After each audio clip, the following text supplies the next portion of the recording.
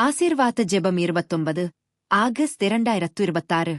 அன்பான தேவனே, இந்த புதிய நாளை வரவேற்கும் வேளையில் எங்கள் மனங்களை தாழ்மையுடன் உம்மிடம் கொண்டு வருகிறோம். உமது கிருபையால் எங்களை வடிவமைக்க விழைகிறோம். உமது பரிசுத்த சந்நிதியால் எங்கள் சிந்தனைகளை புதுப்பித்து உமது நன்மையான, உமக்கு இன்பமான, உமது பரிபூரண சித்தத்தைக் கண்டறிய எங்களை தகுதிப்படுத்தும். எங்கள் எண்ணங்கள், ஆசைகள், திட்டங்களை உமது அன்பான கைகளில் ஒப்படைக்கிறோம்.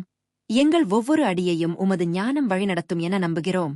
கர்த்தாவே, எங்களை உள்ளிருந்து மாற்றி உமது மகிமைக்காக அர்ப்பணிக்கப்பட்ட உயிருள்ள பலிகளாக ஆக்குவீராக.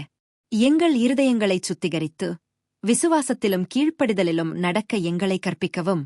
உமது வார்த்தை எங்களில் நிறைந்திருப்பதாகவும் எங்கள் சொற்களிலும் செயல்களிலும் உமது அன்பு ஒளிரட்டும்.